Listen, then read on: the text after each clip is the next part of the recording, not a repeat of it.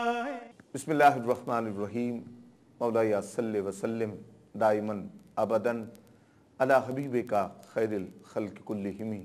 मौजूद नाज़रीन, अपने प्रोग्राम मिशल राह के साथ आपका मेज़बान रफ़ीक शेख फरीदी हाज़िर खिदमत है। मौजूद नाज़रीन, मुहर्रमुल हराम का ये मुक़द्दस और मुबारक महीना, जिसकी 10 तारीख़ यानी यौम आशूर का वो दिन और उसकी शब तारीख़ इस्लाम में बहुत अहमियत की हामिल है। अगर तारीख़ इस्लाम के औराक़ की वर्क गर्दानी की जाए तो हमें ये पता चलेगा कि ये दिन यौम आशूर के जिस दिन हज़रत आदम अलैहिस्सलाम की तौबा को रब की बारगाह में कबूल किया गया, वो दिन 10वीं का था, रात 11वीं की थी।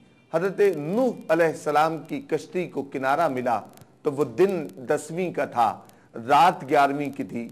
हज़रत इब्राहीम खलीलुल्लाह की विलादत हुई तो दिन 10वीं का था, रात 11वीं की थी। हज़रत इब्राहीम को खिलकत महबूबियत अता की गई तो वो दिन 10वीं का था, रात 11वीं की थी। हज़रत दाऊद अलैहिस्सलाम की तौबा को कबूल किया गया तो वो दिन 10वीं का था, रात 11वीं की थी। हज़रत अय्यूब अलैहिस्सलाम की मुसीबत को दूर किया गया तो वो दिन 10वीं का था, रात 11वीं की थी। हज़रत मूसा अलैहिस्सलाम को दरिया में रास्ता दिया गया तो वो दिन 10वीं का था, रात 11वीं की थी।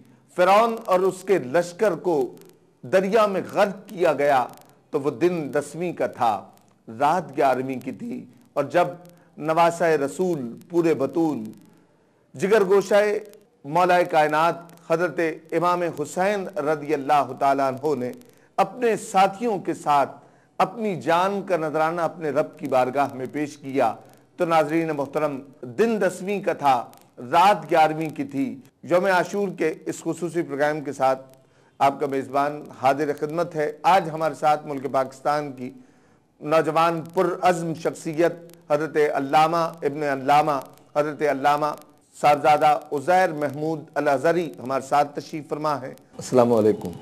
वालेकुम अस्सलाम व रहमतुल्लाहि व बरकातुहू। हज़रत यौम आशूर यूँ तो बड़ी तारीख़ इस्लाम में बहुत ज़्यादा अहमियतों का हामिल है। करबला की वो अजीम और दर्दनाक वाक़या कि जब नवासा रसूल ने अपनी जान का नजराना रब की बारगाह में पेश किया, इस वाक़े को सुनकर हर शख्स का दिल दहल जाता है। यहाँ तक कि ज़मीन व आसमान भी उस वक्त को देख कर काँप उठे कि जहाँ इमाम अली मकाम ने अपनी जान का नजराना रब की बारगाह में पेश किया, जहाँ आपने भूख और प्यास की शिद्दत को बर्दाश्त किया, जहाँ आपने अपने जवां साला बेटे की लाश को अपने हाथों पर उठाया, साहबजादे अली असगर की लाश को उठाया। इस कर्बनाक वाक़े को देखकर क्या वो रब की बारगाह में दुआ गो नहीं हो सकते थे? जिस तरह हमारे यहाँ लोग बात किया करते हैं, मनफी सोच रखने वाले अब बात करते हैं कि अगर वो दुआ करते तो यकीनन वो रब की बारगाह में कबूल हो जाती, लेकिन आपने दुआ नहीं फरमाई। इसकी क्या हिकमत थी, क्या इसमें राज था? यहीं से अपनी गुफ्तगू का आगाज़ करते हैं। जी रफ़ीक साहब, सबसे पहले तो देखने वालों को आदाब और सलाम।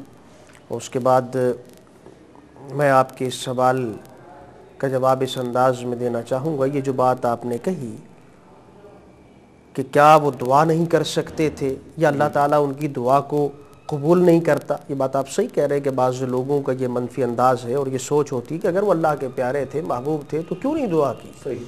और अल्लाह ने क्यों नहीं कबूल? अल्लाह कबूल करता, लेकिन क्यों नहीं दुआ कबूल? इसका मतलब है क्या उनकी अहमियत नहीं है, क्या उनकी वक़ात नहीं है इस्लाम के अंदर? अल्लाह की नज़र में लोग गलत अंदाज में बात उठाते हैं कि वो तड़पता हुआ देख रहे हैं और अल्लाह भी देख रहा, क्यों नहीं अल्लाह ने करम फरमाया? तो सबसे पहले तो इस बात को समझते जाइए कि इमाम अली मकाम रज़ियल्लाहु अन्हु या अहले बैत अतार का अल्लाह की बारगाह में उनकी दुआओं का कबूल होना जी, ये तो कुरान की आयत से साबित है। कैसे? कि वो कुरान की आयत जब नाज़िल हुई, फमन हाज्जक फ़ीहि मिन बअदि मा जाअक मिनल इल्म फ़क़ुल तआलौ नदउ अब्नाअना व अब्नाअकुम व निसाअना व निसाअकुम व अनफुसना व अनफुसकुम, कि इस आयत मुबारक के तहत उलमा लिखते हैं, मुफस्सिरीन लिखते हैं कि ये कब आयत नाजिल हुई? ये आयत के जिसमें अल्लाह फरमा रहा है कि जाए हबीब, जब आपसे कोई लड़े हती ईसा के बारे में तो आप उससे कहें आ जाओ तुम अपनी औलादों के साथ, हम अपनी औलादों के साथ। तो ये कब नाजिल हुई? इसका शानी नुज़ूल क्या था, क्या कॉज था, क्या रीज़न था इसके नुज़ूल का?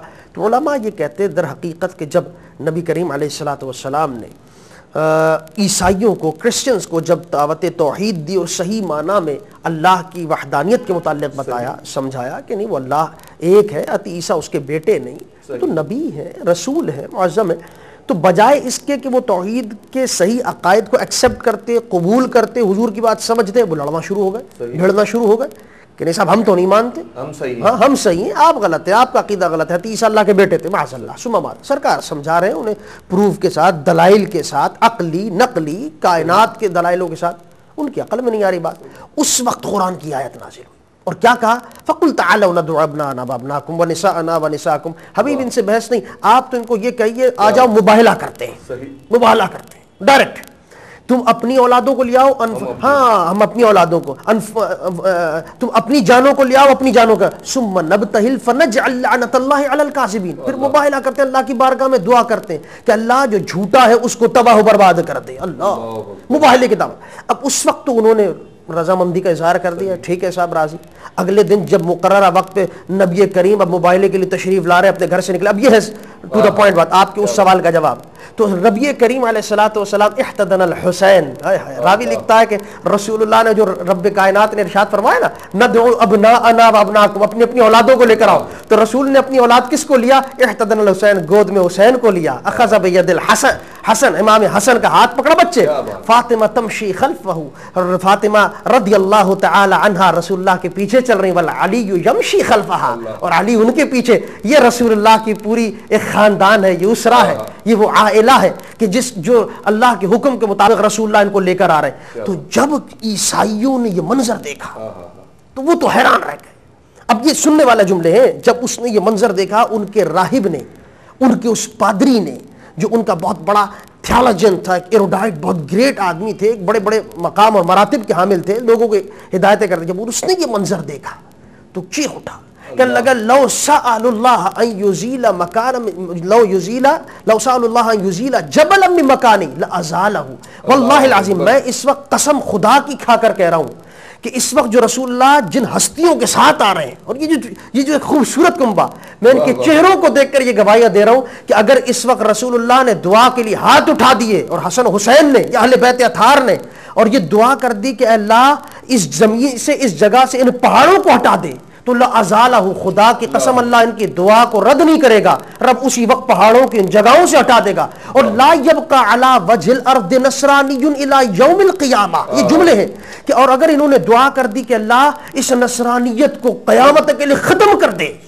ان عیسائیوں کو برباد کر دے، تو میں تمہارا راہب ہو کر یہ گواہی دے رہا ہوں، یہ قسم کھا رہا ہوں کہ رب کائنات ان کی دعاؤں کو رد نہیں کر سکتا، خدا کی قسم قیامت تک کوئی نصرانی زمین پر نہیں بچے گا۔ اللہ، میری بات سمجھتے ہیں؟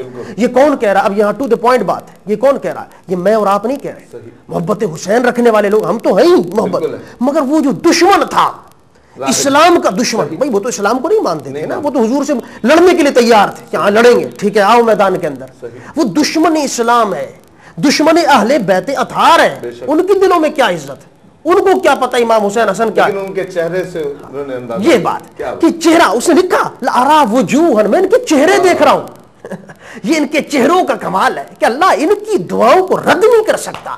حدیث میں آتا ہے سرکار نے فرمایا جب میں دعا کروں تو تم آمین کہنا ہے، تو سرکار دعا کر رہے ادھر حسن و حسین آمین، یعنی جن کی شان یہ کہ جن کی باتوں کو اللہ رد نہ کرے، جن کے کلام کو اللہ تعالیٰ ٹالے نہیں، جن کی باتوں کو اللہ انکار نہ کرے۔